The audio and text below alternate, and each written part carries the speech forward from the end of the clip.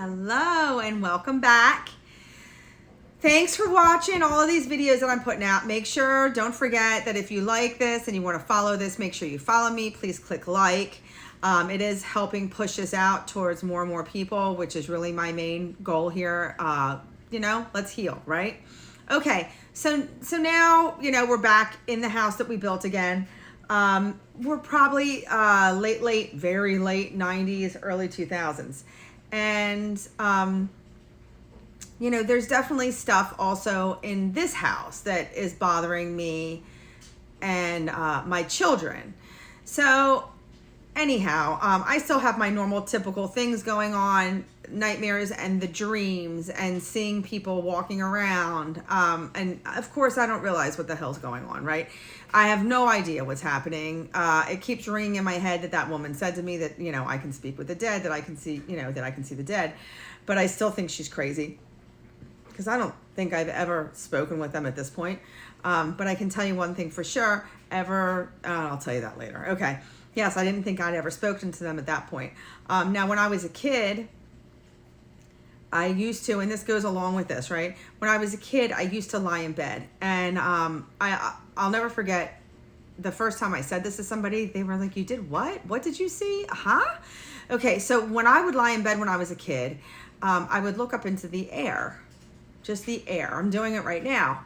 And I can see all of the little pieces, like all of the particles of the air. I can see them. I don't know. There are these black particles. I can see them. I've always been able to see them. But when you don't really look directly at them, you don't see them. But I can see them. And I used to pick one of these when I would go to bed at night and I'd eat it. And I would say that was going to be my dream. So when I would do that, usually someone would kind of walk out of the closet and then I would have dreams. And I started to realize throughout my life that a lot of those dreams, now I didn't realize this until much older, but that a lot of those dreams, I just always felt like I was being told stories about somebody, if that makes sense. When I was a little kid, I never thought that I was communicating with them. I thought that I was being told stories about them because that's really truly how it felt to me.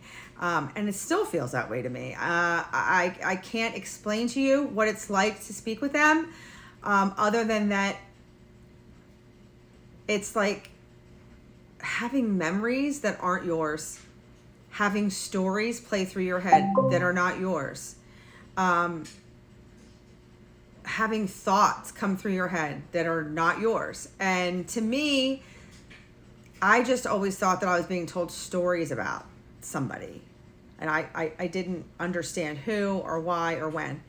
So anyway, fast forward like God knows how many years, I'm in this brand new house. I've got 3 little kids.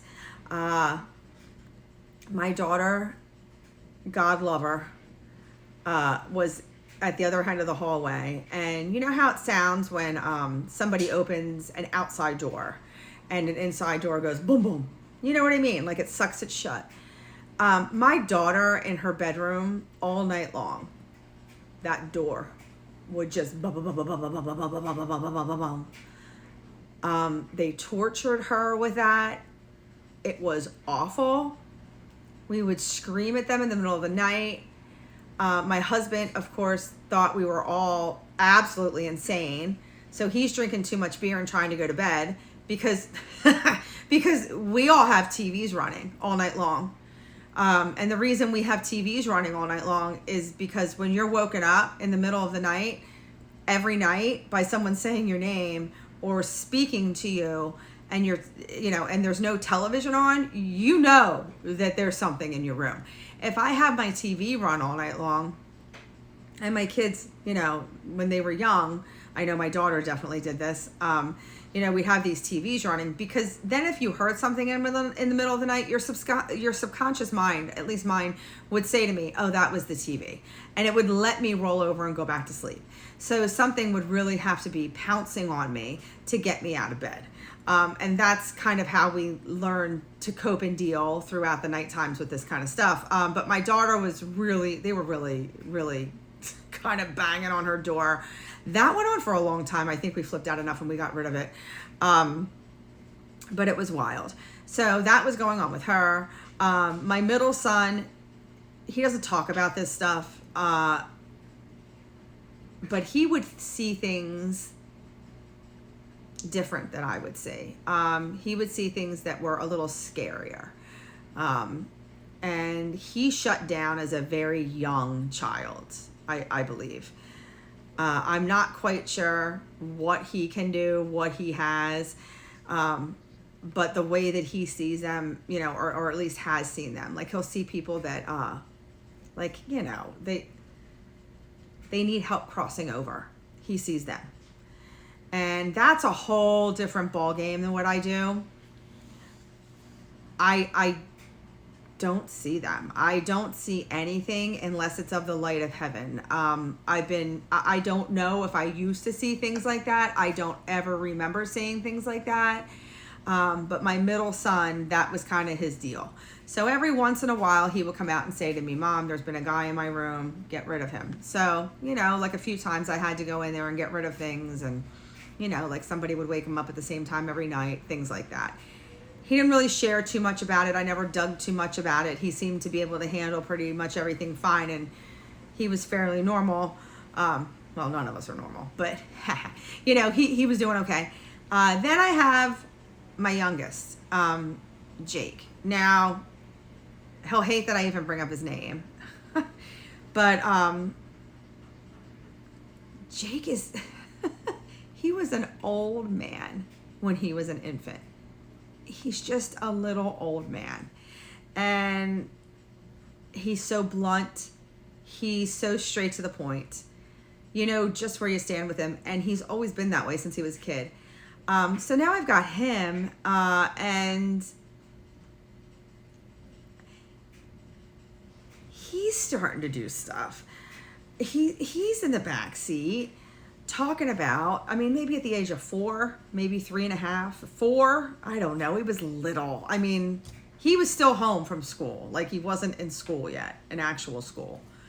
And he said to me, I just got in a car accident, and he wanted our old vehicle back. And I said, well, Jake, we can't do that. That was yesterday, and now it's today. We can't do that. We can't go back in time. He said, yes, we can. I know how, but I don't know how to do it. That's what he said to me. And I'm thinking, oh my God, what is this? Like, what is this? What child this young says this? Oh, I know how to go back to yesterday, but I'm not quite sure how to do it. Like, I can see it in my head, but I don't know how to do it yet. Okay, anyhow, all right, okay. Then that opened up like this whole window of a time travel type of situation. And I just remember that we were in the car together, and he was in the car seat, and we were kind of chatting back and forth. And somehow UFOs or alien kind of stuff came up. And I don't even know. And I don't even think, I don't know if this was the same conversation, but he was still a young kid when he said this to me. He said to me, listen, whether this is true or not, I don't know. But the fact that this came out of my child's mouth, he said to me, Mom, there's no such thing as aliens. It's just people moving through different time dimensions. He said, he goes, they just skip through the dimensions. That's why they just come in real fast and go away real fast. So there's this little kid explaining this to me. And I'm like, what the heck is he saying? This is wild.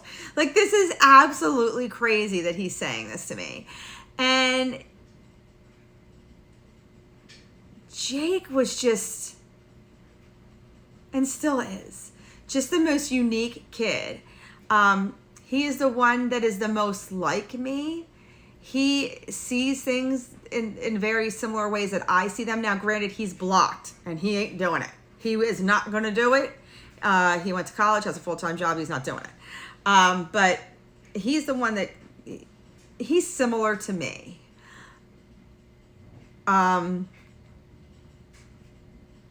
It's just been such a ride. But when he started talking about the time travel and the time dimensions and the layers of time overlapping themselves, I just had to call my father.